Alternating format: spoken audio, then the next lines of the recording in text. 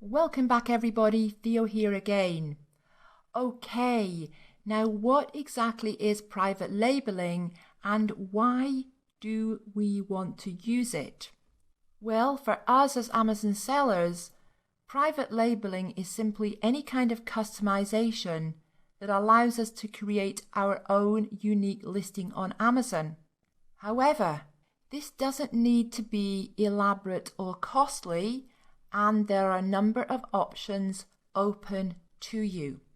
The first option is simply to affix a unique UPC code over the existing UPC code. This will allow you to create your own listing on Amazon because it's your unique UPC code, therefore it doesn't already exist in the Amazon catalog. In order to do this, you must make sure that the items that you're doing this with are generic brands or unbranded items. Everything you buy from AliExpress is in that category. Everything you get from Alibaba is in that category. But not everything you get from the domestic wholesalers is in that category. Cole Imports, certainly their products are all generic or generic brands, and you can affix your own UPC codes.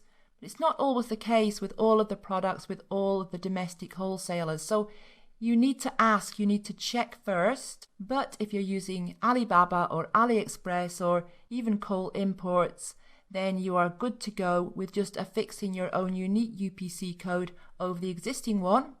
And that is the simplest and most basic form of customization. Another way of doing this is to have your own logo on the packaging. So if the packaging is plain, for example, a plain box or poly bag, you could have a sticker on the packaging with your logo. Another option is to have your logo on the product. Now this option may be difficult to begin with because normally a logo on a product is incorporated in the actual design of the product. So this is usually done at the manufacturing stage. There's no problem having this done when you are placing larger orders on Alibaba, but for smaller orders on Alibaba, small orders, you wouldn't be able to get this done. Saying that, when we were at the product sourcing stage in this course, we came across a product, if you remember, the Flint fire starter rod, where the logo was simply stuck on the product with a sticker. Another way is to have your own complete package design. Now once again, this may not be an option to you in the early days, but we do cover that in this course anyway. Yet another option is to create what we call a product bundle. That is two or more items together, two or more different items together, so complementary items in a package with your own unique UPC code placed on the package, on the outer package. And once again, this gives you the ability to create your own unique listing. Yet another way is to create a multi-pack. So a multi-pack is simply two or more of the same item in a package. And again, you'd have your own unique UPC code on the outside of the package. So these are the options, and as you can see, customizing your product doesn't need to be difficult or costly to do. Now let's talk about naming your product.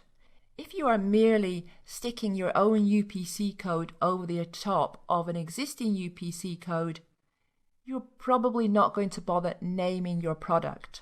So for example, if your product was a toy water gun and all you are doing is sticking a UPC code on top of the existing UPC code, you wouldn't bother to name it. You would just call it a toy water gun or whatever it actually was. But if you are going to have a logo on the package, on the product, or having your own packaging design created, then you will want a name for your product. You will want to call it something. So in other words, you're beginning to brand your product. The only thing that you need to make sure of is that the name that you give your product is not already trademarked.